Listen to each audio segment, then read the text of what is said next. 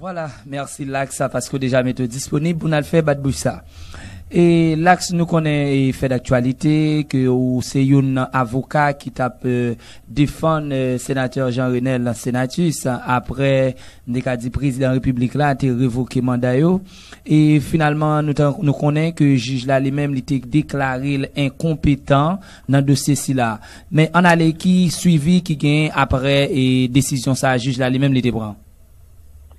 Action Famzou, il y a 3 actions qui ont tenté par les sénateurs de la République requérant en justice contre le président Jovenel Moïse. C'est une action qui est tentée par devant le Conseil électoral provisoire en vertu des dispositions de l'article 197 de la Constitution qui fait du Conseil électoral permanent l'organe contentieux en matière de violation de non-application de la loi électorale. Bon, l'autre action qui était posée par devant le tribunal correctionnel, c'est le tribunal de première instance de Port-au-Prince siégeant ses attributions correctionnelles pour abus de fonction et l'autre action qui était posée par devant la juridiction des référés, côté nous t'est posé problème, application illégale de la loi, là où t'es empêché des sénateurs d'entrer. Conseil électoral provisoire a sorti une résolution. Et à cette phase, je dois apporter 3 précisions. La résolution du Conseil électoral provisoire n'est pas une décision de justice. Et le Conseil électoral provisoire aussi n'est pas une juridiction de jugement, n'est pas un tribunal. Et la résolution du Conseil électoral provisoire a référé les honorables sénateurs à la Constitution, c'est-à-dire décision ça prend les gain de cause à sénateur qui a demandé pour monter un organe contentieux. Il dit que le regarder considération faite autour de l'article 197 Constitution, autour de l'article 239 loi électorale et article 1er point 1, il dit pas de raison pour parler de contestation électorale ni de contentieux électoral. La Constitution traite la question du mandat et l'article 95 de la Constitution stipule que le mandat des sénateurs est fixé à 6 ans. À cette phase, le Conseil électoral provisoire estime qu'il n'y a pas lieu de procéder à une contestation. Mais le tribunal correctionnel là lui-même à son tour, il décide pour le dire, il n'est pas compétent en raison de la personne, du président de la République. Et nous-mêmes, nous connaissons très clairement, que le président de la République, il bénéficiait de ça, nous t'a carrelé, pas une immunité. Et je dois le préciser, le président de la République n'a pas d'immunité. Il n'y a pas d'immunité présidentielle. Le président de la République bénéficie d'un privilège de juridiction, à savoir la haute cour de justice. Et haute cour de justice là, au fixé l'article 186 Constitution. Mais par devant le tribunal là, ça qui inquiète nous avons développé la théorie ultra-virus qui permet au tribunal d'aller au-delà de sa compétence, d'aller en dehors de son champ d'application du droit. Et ça nous a développé, nous avons fait comprendre que au Pérou, à l'époque de la guerre sur Alberto Fujimori, c'est que le tribunal ordinaire n'a pas de cas siégé, et nous connaissons les cours martiales, les tribunaux martiaux, le tribunal militaire, ils ont compétence seulement pour juger des militaires. Et dans l'époque ça, comme il y avait la guerre et les tribunaux ordinaires ne pouvaient pas prendre le siège, qui ça a fait? Ils ont fait appel à cour martiale là, ils ont fait appel à tribunal militaire là pour te juger tout civil. Et décision ça, la Cour interaméricaine des droits de l'homme va l'utiliser pour juger moun, pour dire ça son principe lié n'a développé et ça me dit à la locale garder dans les grandes décision de la Cour interaméricaine des droits de l'homme, il y a pour théorie ça qui développé la théorie ultra-directe. Et pour raison si là nous dit, dans la Constitution haïtienne, dans le préambule, il visait la Déclaration universelle des droits de l'homme. Et Déclaration universelle des droits de l'homme de 1948, là, elle reconnaît que chaque individu a droit à un recours effectif, a droit à l'accès à un juge. Et ces 2 prérogatives sont des prérogatives de liberté individuelle, de droits fondamentaux. Et le fait que c'est des droits fondamentaux, ils ont droit d'application immédiate, ils ont droit d'accessibilité immédiate. Eh bien, nous garder en François Lobes, qui sont intellectuels, en spécialistes en droit public, qui sont professeurs de droit. Okay. Je dis comme ça, la Constitution, c'est le début, le préambule de la Constitution. C'est le fondement du fondement. Et un fondement n'est fondement que s'il trouve son fondement dans un fondement originaire. Maintenant, si la Constitution haïtienne vise la Déclaration universelle des droits de l'homme, et la Déclaration universelle des droits de l'homme reconnaît à chaque individu le droit à l'accès à un juge, le droit à un recours effectif, à ce moment, il n'est plus question d'aller au contenu des articles 185 et 186 de la Constitution. Exactement, m'a précisé pour l'auditorat de Télé Akajou qu'il est très important aujourd'hui pour nous faire pile prudence. L'on a utilisé pouvoir, nous, l'on a utilisé prérogative yo bay dans la loi pour commettre exaction, pour commettre infraction, pour faire impunité. Et ça fait dans le préambule constitution, il dit comme ça, pour construire un système sur justice sociale, sur égalité des chances, nous proclamer constitution ça en vertu de l'acte de l'indépendance de 1804 et la Déclaration universelle des droits de l'homme. À cet effet, nous devons reconnaître que le tribunal de première instance est compétent en vertu des dispositions de l'article 5.5 de la loi du 9 mai 2014 portant prévention et répression contre la corruption. Et l'IFE, loi, ça fait de président de la République là, ils ont agent public exécutif dans l'article 4.4.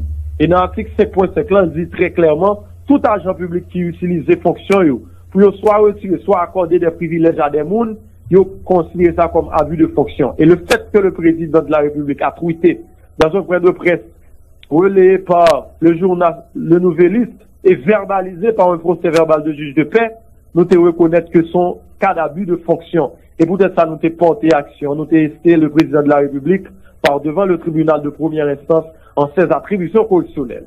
Mais pour tout juriste qui attendait là, pour les professionnels du droit qui se trouvent au niveau du département du centre particulièrement, m'a précisé pour nous. Là, n'a pas de question ça. Il faut reconnaître que le tribunal de première instance, siégeant en ses attributions correctionnelles, pourrait se déclarer incompétent en raison de la matière. Mais c'est pour ce qu'ils ont dit, parce que c'est des citoyens le droit violer, ils ont droit pour saisir tribunal de droit commun pour leur permettre que le droit à l'accès à juge à respecter. Mais dans l'article 169 Code d'instruction criminelle là, la procédure a été bien tracée. Il dit comme ça, lorsque le tribunal estime que le cas en question n'est pas une infraction délictuelle, n'est pas une infraction correctionnelle, il doit surseoir à statuer et déférer le dossier devant le cabinet d'instruction. Et nous t'ai fait ça, c'était une décision calculée et bien réfléchie. Pour qu'ils ça nous connaît, si on a déposé plainte là devant parquet doit toujours classer le dossier à sans suite. Le ça, c'est lui-même qui gagne opportunité de la poursuite. Là, on pas gagné au café. Soit déposer le tout devant le cabinet d'instruction, le juge d'instruction ne pourra pas commencer l'instruction sans avoir eu le réquisitoire déformé du parquet. Le SAN n'a qu'à penser tout comme son dossier qui impliquait le président de la République et les parquets, les représentants du parquet, les commissaires du gouvernement et substituts sont les représentants de l'exécutif au sein du système judiciaire. Okay. Eh bien, nous prenons précaution parce qu'on connaît parquet doit toujours faire temps passer pour le pas réquisitoire là. N'allez devant le tribunal correctionnel là parce que nous connaissons le déclarer incompétence rationnelle matérielle et le SAN va déférer le dossier devant le cabinet d'instruction. Et à ce niveau, le cabinet d'instruction n'aura pas besoin de réquisitoire déformé pour inscrire sur le dossier. Voilà. C'est la question. Mais, bon, encore tout. Et nous reconnaître que tu as un marché pressé sur le dossier. Okay, nous avons demandé à travers un acte justé pour reporter le dossier pour une quinzaine de jours, à la quinzaine. Malheureusement, nous faisons à travers toute élégance juridique et la loi pas tracée qui façon vous demander report son dossier. Malheureusement, juge là, il décide pendant de plaider dans le référé. Mais nous croyons dans la force des institutions. Nous croyons dans l'institution pays, nous croyons dans la justice pays, nous. Et c'est peut-être ça, nous pas utiliser politique, nous utiliser le droit. Et nous croyons la défaite du droit est provisoire, la défaite du droit est temporaire, c'est sa victoire est permanente. Et nous croyons dans la force de la justice haïtienne. Voilà, et mettre l'axe, ou se en pile bon bête là, en pile bagarre ou se dit là, qui vraiment touche nous.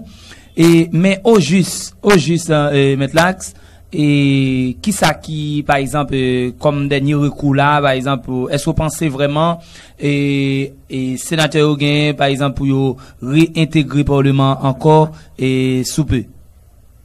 Oui, bonjour. Il y en a ce qui est plus important pour nous, c'est l'action par devant la juridiction des référés. Ok. Et action qui décision juge là, pour dire l'incompétent, nous pas camper là, va continuer à vous mettre toujours. Ok. Parce que bonjour, leur décision vient par défaut, et n'a précisé ça pour tout le monde pour tout étudiant qui doit attendre nous là. Voilà, grand pile étudiant doit attendre là. Grand pile étudiant attendre là. Ça, lorsqu'une décision de justice a été rendue par défaut, au tribunal correctionnel, la partie la plus diligente n'a pas plusieurs possibilités. Premièrement, comme nous pas la décision terrain derrière nous, ça veut dire par défaut, nous avons possibilité pour nous faire opposition. Mais il n'est pas évident, tout le monde qui a entendu là, nous comprendre si le juge a décidé contre nous. C'est tout à le tourner côté vous qui raison parce qu'on connaît les politiques qui influencent ces bagages-là. Okay. Donc la voix de l'opposition, nous pas prendre la donne. Mais nous avons la voix d'appel tout, son possibilité qui bat nous par article 2, loi 29 juillet 1979, soit appel pénal là, il bat nous possibilité tout pour le délai d'opposition écoulé, nous aller dans le délai d'appel là pour nous interjeter appel contre la décision au correctionnel par devant la cour d'appel de Port-au-Prince. Mais tout, nous devons quitter, voir ça au passé. Mais comme en absence du Conseil constitutionnel et de la Haute Cour de justice, donc indisponibilité et recours ça doit, si nous pas faire appel, nous pas faire opposition, nous devons saisir la Commission interaméricaine des droits de l'homme, qui va saisir à son tour la Cour interaméricaine des droits de l'homme en vertu de la Convention américaine relative aux droits de l'homme, parce que nous connaissons ce sont des droits de l'homme qui sont violés, le droit à l'accès au juge, le droit à un recours effectif qui est violé. Donc ça, nous devons saisir la Commission interaméricaine des droits de l'homme. Mais même, comme il y a un monde qui a porté parole pour conseil et avocat ça, nous croyons que nous avons plus de possibilités pour nous faire appel avant d'aller intenter action nous par devant la Commission interaméricaine des droits de l'homme. Mais même comme tout, question les plus importante, c'est la décision de la juridiction des référés que nous attendons maintenant. Notre décision, ça, c'est parce que c'est lui-même qui va empêcher des agents de la police nationale d'Haïti à appliquer, à exécuter des ordres qui manifestement illégaux.